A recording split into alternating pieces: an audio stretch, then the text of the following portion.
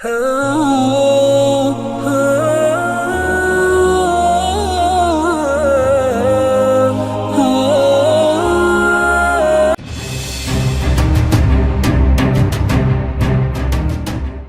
T V کے تمام دیکھنے اور سننے والوں کو السلام علیکم۔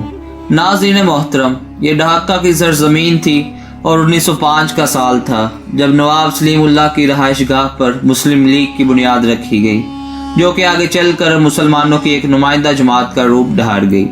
اس نئی جماعت کے مماروں کی مختصر جماعت نے مسلمانان ہند کے حقوق کی جنگ کا نعرہ بلند کر کے بارش کا پہلا قطرہ ہونے کا ثبوت دیا۔ محمد علی جناح اس وقت تک کانگریس کے ممبر تھے، جبکہ آپ یقین رکھتے تھے کہ ہندوستان کو انگریزوں سے آزاد کرانے کے لیے ہندوستانی اقوام کو مل کر جدوجہد کرنی چاہیے۔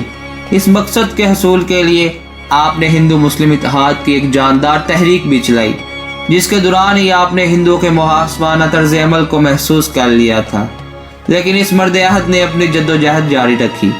جنگ عظیم کے بعد تاریخ خلافت بھی ہماری تاریخ کا وہ موڑ تھا جس نے یہ ثابت کر دیا کہ ہندو مسلمانوں کو صرف اپنی سیاسی مفادات کی خاطر استعمال کرنا چاہتے ہیں۔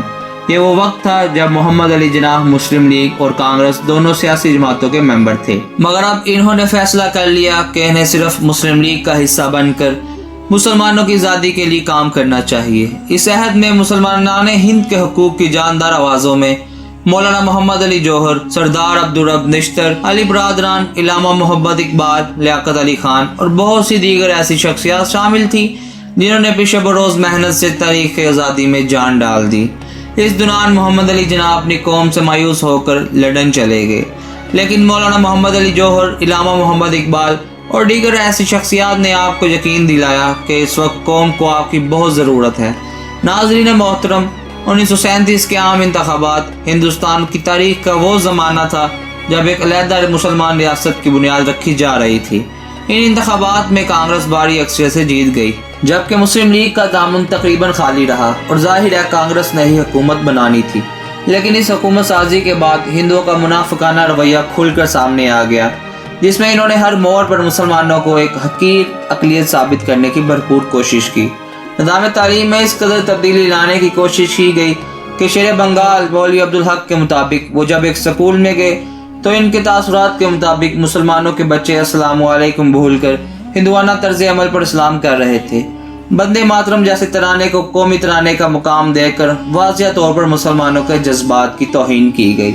محترم ناظرین، محمد علی جناح جو کہ اب قائد اعظم محمد علی جناح بن چکے تھے، انہوں نے کانگریس کی حکومت کے خلاف آواز بلند کی۔ ہندو اپنے طرز عمل کی بدولت زیادہ عرصے تک اقتدار میں نہ رہ سکے اور بالآخر یہ حکومت وقت سے پہلے ہی اپنی موت آپ مر گئی۔ قائد اعظم محمد علی جناح نے اس دن جب حکومت ختم ہوئی تو مسلمانوں کو یوم نجات منانے کے لیے کہا۔ گویا ہم کہہ سکتے ہیں کہ کانگریس کے اس 2.5 سالہ اقتدار نے پاکستان کے لیے راستوں کو آسان کر دیا، اور پھر اگلے انتخابات میں یہ ثابت ہو گیا کہ مسلم لیگ ہی مسلمانوں کی واحد نمائندہ جماعت ہے۔ ڈسکور ٹی وی کے دوستو، قرارداد پاکستان کی منظوری کے بعد مارچ 1940 سے جون 1947 تک کا زمانہ ہندوستان کی تاریخ کا سب سے ہنگامہ خیز دور تھا۔ مسلم لیگ کا مطالبہ پاکستان برصغیر کے 10 کروڑ مسلمانوں کی آواز بن چکا تھا۔ مسلم لیگ اپنا وجود مسلمانان ہند کی واحد نمائندہ جماعت کے طور پر منوا چکی تھی۔ ہندو اور دیگر انگریز حکمران مطالبہ پاکستان کے خلاف متحد ہو چکے تھے۔ کانگریس اور برطانوی حکومت طرح طرح کی چال بازیوں سے مطالبہ پاکستان کو سبوتاژ کرنے کی سرتور کوششوں میں لگ گئی۔ مختلف سیاسی ہتھکنڈے آزمائے جانے لگے۔ مسلم لیگ کو مطالبہ پاکستان کے متبادل حل فراہم کرنے کی بھرپور کوشش کی گئی، لیکن حضرت قائد اعظم محمد علی جناح کی قیادت اور اصولی موقف ان سب کے آڑے آیا۔ مسلم قوم کی مثالی یکجہتی نے تاریخ کا رخ موڑ دیا۔ بالآخر حربے کے طور پر 1946 میں عام انتخابات کا اعلان کر دیا گیا۔ یہ مسلمانوں اور مسلم لیگ کے مطالبہ پاکستان کے لیے ایک بہت بڑا چیلنج تھا۔ ہندوستان کے طول و عرض میں مطالبہ پاکستان کا سونامی آ چکا تھا۔ ہر شہر، قصبے اور دیہات میں قائدین کی اپیل پر لبیک کہتے ہوئے سب مل کر کہہ رہے تھے، بٹ کے رہے گا ہندوستان، بن کے رہے گا پاکستان، لے کے رہیں گے پاکستان، دینا پڑے گا پاکستان۔ پاکستان زندہ باد، قائد اعظم زندہ باد۔ پاکستان کا مطلب کیا؟ لا الہ الا اللہ کے نعرے بلند ہونے لگے۔ قائد اعظم محمد علی جناح نے مسلمانان ہند سے مخاطب ہو کر کہا یہ الیکشن عام الیکشن نہیں ہے بلکہ ہندوستان میں مسلمانوں کی زندگی اور بقا کا امتحان ہے۔ اگر مسلم لیگ کا امیدوار بجلی کے کھمبے کو بھی کھڑا کر دوں تو آپ اس کو ووٹ دیجئے۔ آپ کا ووٹ ایک عظیم مقصد کے لیے ہے، کسی فرد یا شخصیت کے لیے نہیں۔ قائد اعظم کے اس مجاہدانہ اعلان نے برصغیر کے مسلمانوں میں بے پناہ جوش و جذبے کی لہر دہرا دی۔ انتخابات کئی صوبوں میں انتہائی ناسازگار حالات میں منعقد ہوئے۔ دہاندلی کا بازار گرم رہا، ہزاروں مسلمان شہید ہوئے، لیکن جب نتائج کا اعلان ہوا تو مسلم لیگ نے 90% سے زیادہ سیٹیں حاصل کی۔ برطانوی حکومت اب اس نتیجے پر پہنچی کہ پاکستان اب ناگزیر ہے، مزید ٹال مٹوڑ اور ہیرا سازیاں کام نہیں آئیں گی۔ چنانچہ فروری 1947 کو وزیر اعظم برطانیہ لارڈ اٹلی نے اعلان کیا حکومت برطانیہ جون 1948 تک ہندوستان چھوڑ دے گی۔ آزادی مسلمانوں کا حق ہے اور دونوں قومیں اکٹھی نہیں رہ سکتی۔ جون 1947 کو آل انڈیا ریڈیو دہلی سے واسرائے ماؤنٹ بیٹن سے حتمی 3 مذاکرات کے بعد قائد اعظم محمد علی جناح نے قوم سے خطاب کرتے ہوئے پاکستان کا مطالبہ مان لے جانے کی خوشخبری سنائی اور ساتھ قوم کو یہ بھی بتا دیا ابھی بہت سے معاملات طے ہونا باقی ہے جن کو بہت جلد حل کر لیا جائے گا۔ 14 اگست 1947 تک کا وقفہ لارڈ ماؤنٹ بیٹن اور نہرو کی سازشوں کی بینٹ چڑھ گیا۔ بنگال اور پنجاب کی تقسیم بانڈری کمیشن کے ہاتھوں ضلع گرداسپور کی تحصیل پٹھان کوٹ کو واضح مسلم آبادی کے باوجود ہندوستان کے حوالے کر کے اسے کشمیر تک کا راستہ دے دیا گیا۔ ابھی بہت سارے بنیادی معاملات پر فیصلہ ہونا باقی تھا کہ حکومت نے 14 اگست 1947 کو تقسیم ہندوستان کا باقاعدہ اعلان کر دیا۔ 27 رمضان المبارک کی ترین رات تھی کہ رات 12 بجے سے کچھ منٹ پہلے یعنی 14 اگست کو پاکستان بننے کا اعلان ہوا اور بعد میں ہندوستان کی آزادی کا نام لیا گیا۔ اسی مناسبت سے ہمارا یوم آزادی 14 اگست اور انڈیا کا 15 اگست کو منایا جاتا ہے۔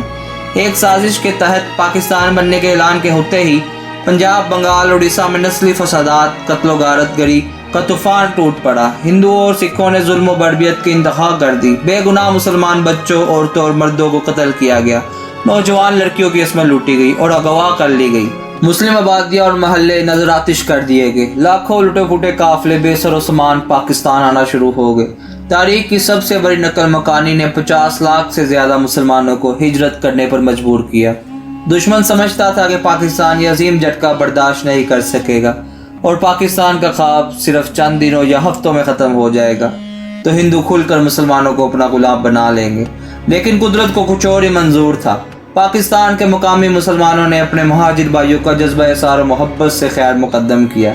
سب شہروں میں مہاجرین کے کیمپ لگائے گئے، چارپائیاں، بستر، مفت کھانے مہیا کیے گئے اور ان کی مستقل آبادی کے لیے حکومت نے نہایت ہی عجلت میں ہندوؤں کے چھوڑے ہوئے مکان میں انہیں آباد کرنا شروع کر دیا۔ دوستو، یہ بڑی ہی دردناک داستان ہے۔ اللہ کے کرم و فضل سے پاکستان مرز وجود میں آ گیا اور ابتدا کے تمام سنگین مسائل کے باوجود عرصہ 73 سال سے قائم ہے اور انشاءاللہ رہتی دنیا تک قائم و دائم رہے گا۔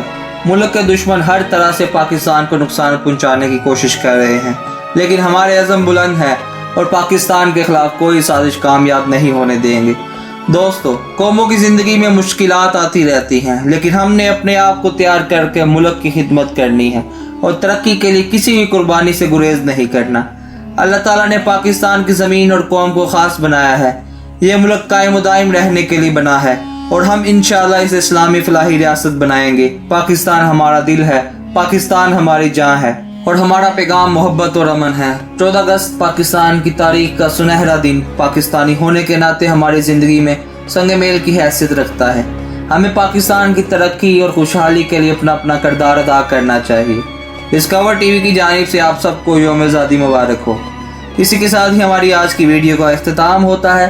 ویڈیو پسند آنے کی صورت میں لائک کریں، شیئر کریں، کمنٹ باکس میں اپنی رائے کا اظہار کریں اور ہمارے چینل کو سبسکرائب کرنا مت بھولیے۔ اللہ حافظ۔